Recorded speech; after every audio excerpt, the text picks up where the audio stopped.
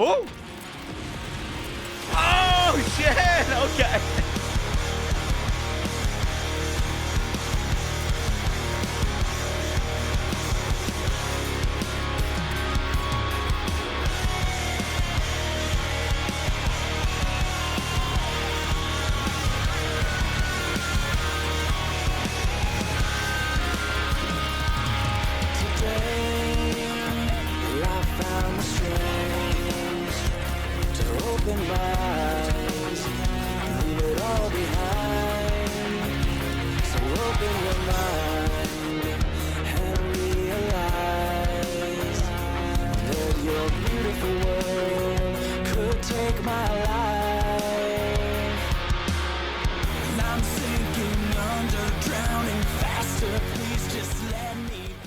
Yo guys, what is up? Max on a Borderlands 4 video, and today we're going over my updated Ordnance Amon build, or Stormbringer. I believe we're calling it Stormbringer 3.0. This is going to be a update to Ordnance Amon after the biggest thing that they did is they fixed Blackout.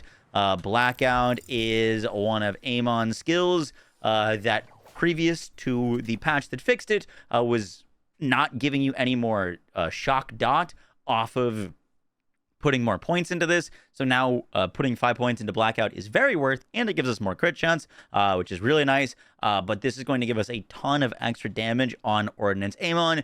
And because of the Blackout changes, and also because of the nerfs to Berserk, we've updated and changed the build. And we're kind of bringing the things that we learned from the Icebreaker Amon that was 10 out of 5 into Comet, into our mobbing and bossing build. So this build does it all, mobbing and bossing. I genuinely think that this is anytime anyone asks me what Amon build I'd recommend, Ordnance Amon is just ridiculous. You're basically unkillable. You one-shot every boss in the game, and we have some of the strongest mobbing possible due to some specific ordinances. Hope you guys enjoy the video. Let's get right into it. So let's talk big changes first, because honestly, the biggest change, most of our gear is staying the same from previous builds. The biggest change that we are making to the build has to do with our skill tree. Now, the first is we are previously respect all the way down into there's only red. They made this so that now you only get 4 seconds back. And I don't think upkeeping Berserk is all that important anymore for this build. It is definitely nice, but right now we're just using Berserk as a little bit of extra bonus damage for bossing. The damage loss of Berserk is more than made up for with some new mechanics and tricks that we're going to be using that primarily have to do with Blackout.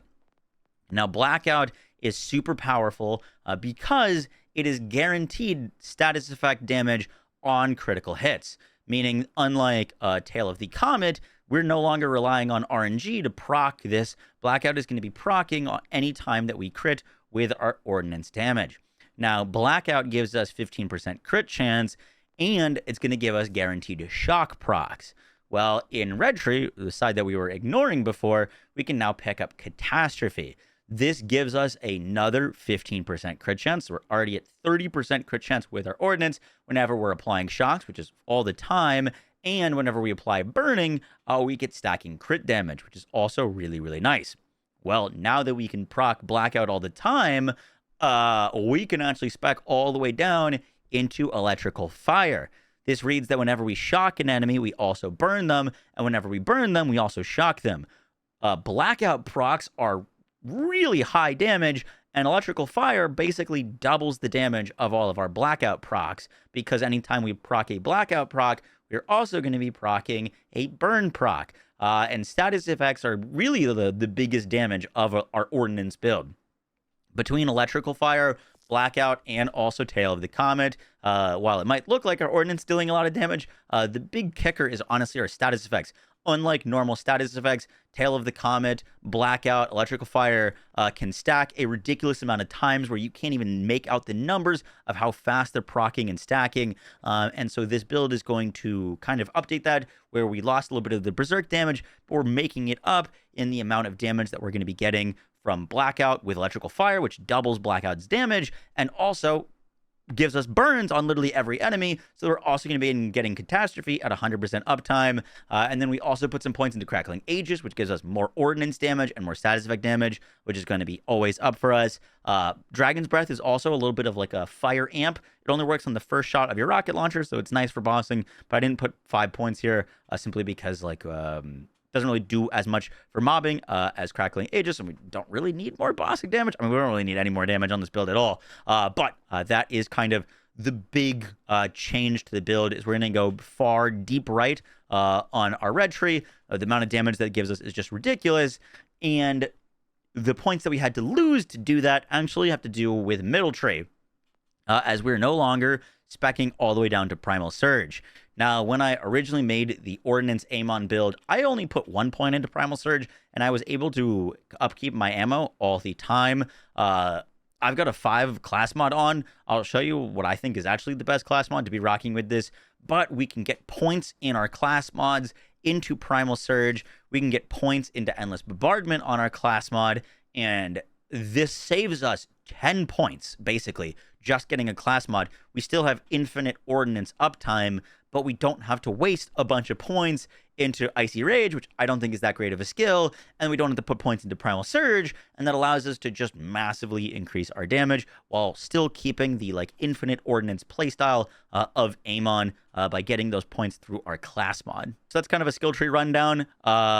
For some like other notes, I did move some points from Wrath of Nature. Now that we're not relying as much on Tail of the Comet RNG, I didn't feel like this was as important. I was using this for the extra % chance to proc Tail of the Comet, but now we can go Battleborn. Battleborn gives us 60% ordnance damage because it's 40% gun damage at max health, which we're always at, but we get 1.5x of any gun damage value. So we're getting another 20% from our specialization. So specking 5 points here is literally like 60% ordnance damage. Pretty good points. We still go Scorch Kairos for the extra mag size, more shots from our ordnance. Tail of the Comet. By the way, between like Tail of the Comet and Blackout, Tail of the Comet is still the better skill, even though it's not a guaranteed proc. Tail of the Comet is still benefiting from skill damage increases versus Blackout is not. So we have more scaling vectors for Tail of the Comet. So if you're going to rock a like +5 class mod, you do more damage with a +5 Tail of the Comet versus a +5 Blackout, but both are really great.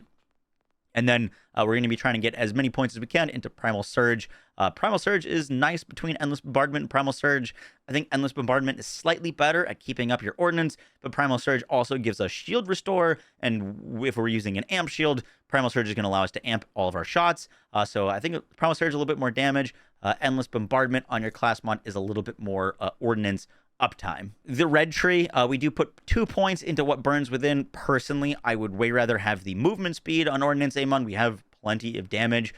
Movement speed is, in my opinion, like a must-have just because you're really slow if you're holding Ordnance. So this is huge quality of life.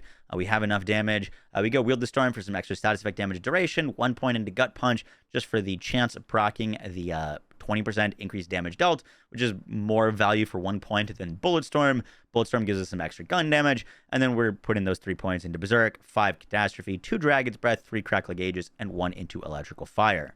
For the gear on this build, I like holding on to a Taser Buri just to shoot the Taser sometimes before we shoot at a boss.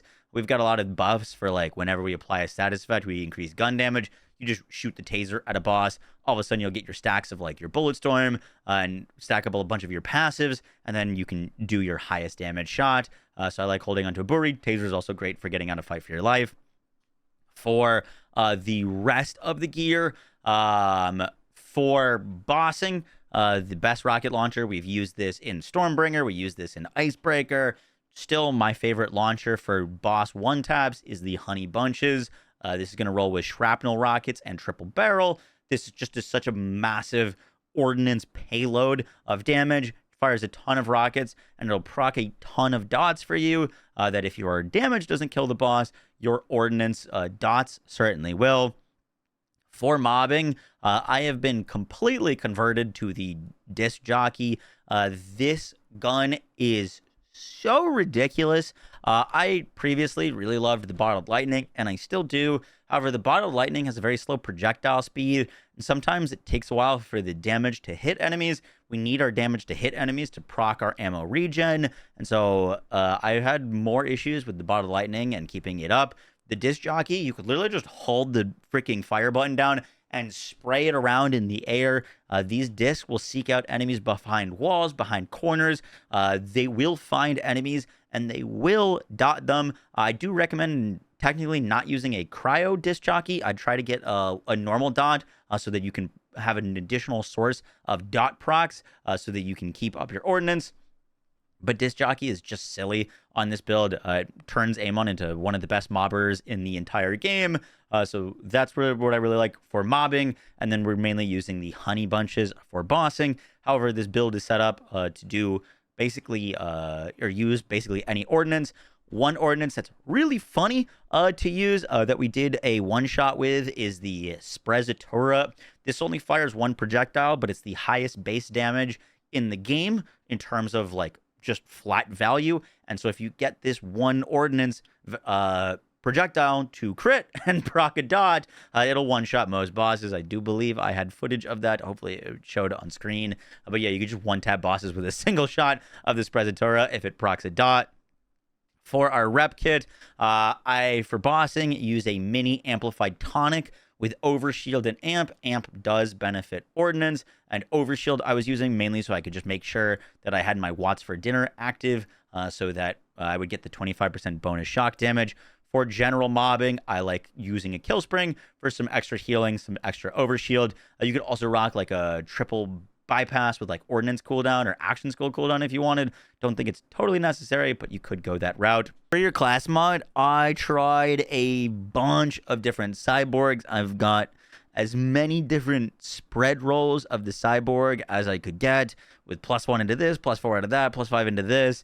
I think it's absolutely not necessary to get like a +5 into any of the skills. I think it actually feels a bit better to get like plus a few points in a perfect world, like +3 or 4 into Primal Surge, +3 or 4 into Endless Bombardment, so you can get multiple skills that are able to proc your Ordnance Sustain, and that feels really good. If you do not have Siphon on your Watts for dinner, you're going to want to get 1 point into Ballistic Bulwark for the Overshield whenever you deal Ordnance damage. This 1 point in here will be enough to make you unkillable. However, if you are wearing a Siphon Watts, you don't really need Ballistic Bulwark because you're going to be doing so many instances of damage that it is kind of redundant. And so, like, it kind of depends. I was rocking one of these with a +5 Primal Surge, +2 Endless Bombardment with some, like, Ordnance cooldown and status effect damage. This allows you to just infinitely shoot. But the one that I was enjoying a lot, honestly, the ones that feel really good are the ones that have like an even distribution. I really don't think you need like a +5 into any of the class mods. Now for bossing, while it's absolutely not required, you can go for a +5 Tail of the Comet Icebreaker, which is an incredibly powerful class mod, or go for a +5 Blackout Grenadier. Both of these skills can give points into Tail of the Comet or into Blackout. All of the clips in this video were using a +5 Icebreaker for bossing for Tail of the Comet, and I think that's what I would recommend. I've tested for like over an hour on the training dummies, and I've gotten both of these class mods to hit a training dummy for about 40 million damage, which is crazy. However, Tail of the Comet is based off of your cryo application chance, which we can get a lot of, especially with our specialization. If you shoot your like taser at an enemy, for example, prior, or shoot a whip and it procs your like shock and like fire, electrical fire, you're gonna be getting a lot of status effect chance, and so it's a little bit more consistent, in my opinion, to go for Tail of the Comet rather than Blackout. If you can hit all of the crits, for example, on a dummy, I've gotten Blackout like fire dots hitting over 1 million on their own. Never mind the like crazy Blackout procs. However, Icebreaker I think is a little bit more consistent, even though it might not be always the highest damage. You're gonna be getting these like big cryo procs. I think cryo is a bit better in this case than Blackout. There's a whole lot more armored enemies and flesh enemies in the game than there are like pure shield bar enemies. And so I'd recommend Icebreaker, but both are fantastic. Both will like net you way more damage than you need for any bosses. For our shield, we're rocking the Watts for dinner with Siphon and Amp. You don't need the siphon roll if you have points into ballistic bulwark. If you don't have points, you're definitely going to want to siphon for some extra survivability and damage. Then I was just using a Torg enhancement with gun damage and splash damage. Gunfire rate does not affect ordnance, so this is kind of a dead stat, and your enhancement doesn't really matter. Just look for like gun damage, gun splash, and you'll be doing great. For our firmware, I like 2 Gadget Ahoy for the extra ordnance damage, ordnance cooldown, 2 points into airstrike for the splash radius and splash damage, and then 1 point into God Killer. God Killer is a 10% multiplier against bosses, and so it's just a huge damage increase. We don't really have many multipliers on the build, so 1 God Killer is massive for us. And then for our specialization points, I actually don't have enough specialization points on this Amon. This Amon is only level 60, but I was rocking Tripwire, Full Spectrum Arsenal, and Fragmentation Payload. Fragmentation Payload and Full Spectrum Arsenal are like mandatory. You don't really need Tripwire if you're bossing. If I had an additional point, I would put 2 more points into Brood, so that for bossing, I would take off Tripwire and rock Riddle You This. Then I also really like Contamination. Contamination is fantastic for mobbing on Amon if you have any points into Primal Surge, as it'll give you way higher proc chance of not only the status effects of your ordnance, but also the status effects of Tail of the Comet, which is a huge damage increase. So getting it's very noticeable having full stacks of Contamination. The quality of life that this gives for our status effect ordnance Amon build is massive. But yeah, if you wanted to min-max a little bit more, I would take Tripwire off and put Riddle You This for bossing. You could put a taser shot down on the boss, proc this up to 50 real fast, and then fire with an additional 75% extra ordnance damage. Guys, it's gonna do it for the video. I hope you enjoyed. Ordnance Amon is ridiculous. I genuinely think one of the strongest builds in the game. You're unkillable, you one-shot every boss in the game, and your mobbing is just ridiculous. You're killing enemies that you can't even see. You will kill things before you can even identify them on your screen with the disc jockey. And this setup, it is just silly. Ordnance Amon is also one of the least gear-dependent characters and builds. I've been doing a 0 to hero run where I start with absolutely nothing on UVH5. Can't buy gear, can't buy anything from vending machines, can't use my bank, can't buy from Moxie, can't use Maurice's, just have to go out into the world and try to get gear from scratch. And it took me about 2 hours from absolutely nothing to being able to kill Timekeeper and all the vault bosses on UVH5, just picking up scraps. If you get a purple rocket launcher and a cyborg class mod, you're pretty much good to go on Ordnance Amon. It's great. So guys, I hope you enjoyed the breakdown. I'll catch you all on the next one. Take care. Peace.